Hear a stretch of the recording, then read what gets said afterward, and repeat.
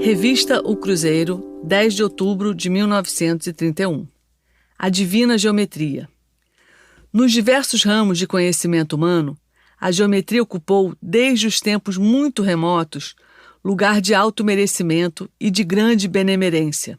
Séculos e séculos antes da era cristã, já ela era ensinada com grandes proveitos e aplicadas na medida e divisão das terras. No apogeu das cidades gregas, anteriores a Cristo, um sofista não era digno deste nome se não possuísse os altos conhecimentos de geometria. A exatidão dos seus postulados, o vigor de suas deduções, a universalidade de sua expressão e a vastidão de seus domínios fizeram com que Platão denominasse a divina geometria.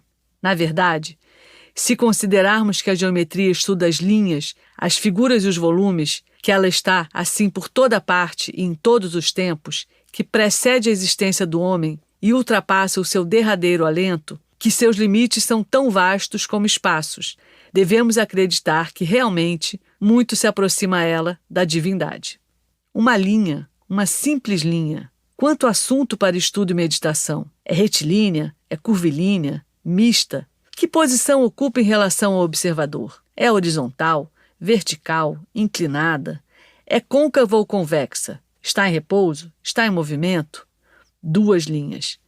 Além das propriedades intrínsecas de cada uma delas, temos a considerar agora as relações a que estão subordinadas. Estão em um mesmo plano? Estão em uma mesma superfície? Encontram-se ou ficam eternamente separadas? Encontram-se sob que inclinação?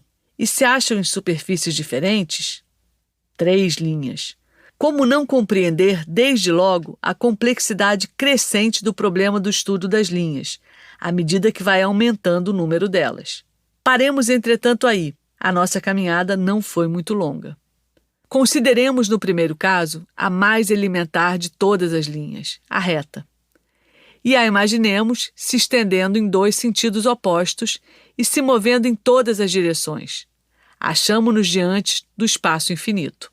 Consideremos, no segundo caso, um dos mais simples, o de duas retas, no mesmo plano que se cortam, formando ângulos iguais. Temos a figura da cruz.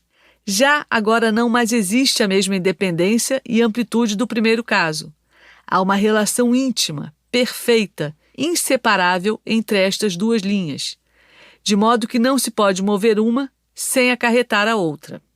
A linha vertical da cruz, prolongada para baixo, tende a encontrar um limite, na terra, ao passo que o seu prolongamento para o alto não tem limite, porque vai alcançar o céu. A horizontal, prolongada nos dois sentidos, tende a alcançar o horizonte. É assim, para usar a expressão de Platão, uma aliança do finito com o infinito que se depara a nossos olhos pequeninos. Que me perdoem os senhores matemáticos essas explanações, pois não ignoro nem o rigor da ciência, nem as licenças que tomo. Notemos, finalmente, no terceiro caso, um dos mais elementares, o das três linhas, situadas em um mesmo plano e que se encontram duas a duas. Temos o triângulo. As três linhas que formam o triângulo estão ligadas de tal sorte que não se podem estender nem de um lado nem do outro. São perfeitamente limitadas. Limitado também é o espaço compreendido entre elas. A inclinação de uma das linhas em relação às outras é invariável e não pode mudar sem a própria destruição da figura. Vemos, assim, como se complica o problema e como vai se restringindo a noção de liberdade e de limite. Estas breves considerações vêm-nos à mente quando meditamos sobre o divino monumento do Corcovado. Em sua primeira fase construtiva, só se via ali uma linha, a vertical, elevando-se para as alturas. Depois, juntou-se-lhe uma outra, a horizontal, em íntima ligação com a primeira, formando as duas a imagem da cruz. Quem, porém, se aproximava do grande monumento, via a combinação de três linhas, o triângulo, erigido como princípio construtivo. Não é difícil perceber, assim, que o espírito matemático presidiu a organização de todo esse projeto monumental.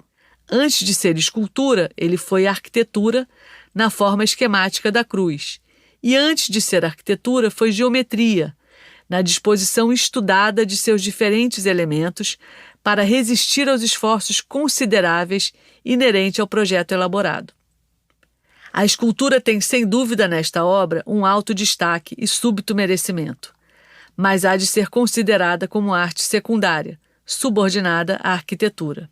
Esta, apoiada na geometria, impõe-se por toda parte, na estrutura interna, nas minúcias e delineamentos da figura anterior.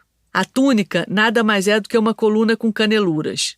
O manto tem panejamentos traçados à régua.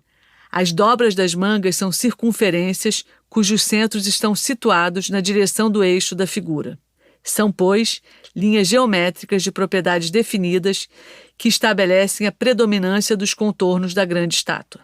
Se, como vemos, a geometria tem notoriedade apreciável nos delineamentos da estátua monumental, é essa sua parte interna, com o triângulo que ela impera com toda a força da indeformabilidade desta figura. Vigas triangulares suportam o balanço extraordinário dos braços. Armações triangulares permitem a grande excentricidade da cabeça. Vigas triangulares de contraventamento resistem aos esforços consideráveis de torção que sofre o monumento sob a ação de ventos turbilhonares. É ainda a geometria que dá a última ademão à obra com o revestimento artístico da estátua executado em pequenos elementos triangulares. O rigor da matemática de seus processos permitiu pela primeira vez em obra desta natureza a construção de uma possante estrutura interna independente do revestimento externo, com a segurança de seu perfeito ajustamento. Um erro em qualquer parte daquela estrutura determinaria deformações deploráveis na expressão artística da obra. A cabeça e as mãos da estátua do Cristo do Corcovado foram montadas exatamente, rigorosamente, nos lugares que deviam ocupar, graças aos métodos matemáticos empregados. Não erra quem disser que no alto do Corcovado acha-se erguido talvez o maior monumento de arquitetura da época. Maior pela altura em que se acha edificado, pelas dificuldades técnicas resolvidas, pelas inovações artísticas que apresenta e por sua significação moral e religiosa. À estátua, mesmo pelas razões impostas, cabe a designação de arquitetural. A geometria é, sem dúvida, a grande mestra da arquitetura, da escultura e da pintura também. Ela está onde estiver a natureza, dizia o gênio de Kepler. Ora, o homem observando a natureza e vivendo com a natureza estará sempre com a geometria. O próprio simbolismo sagrado não a despreza, porque representa por um triângulo a Santíssima Trindade. Com grande prazer, verifico que não discrepa desse conceito, sobre o alto valor das matemáticas, o eminente estatuário Paul Landowski, conforme se vê do trecho de uma carta sua ultimamente recebida de Paris. Recebi com prazer sua carta e as fotografias, por onde verifico que você conduz o seu trabalho com uma segurança e uma maestria magníficas.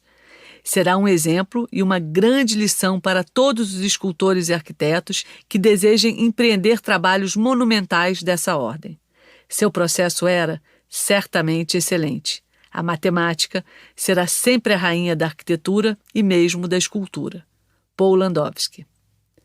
Inclinemo-nos, pois, diante da divina geometria.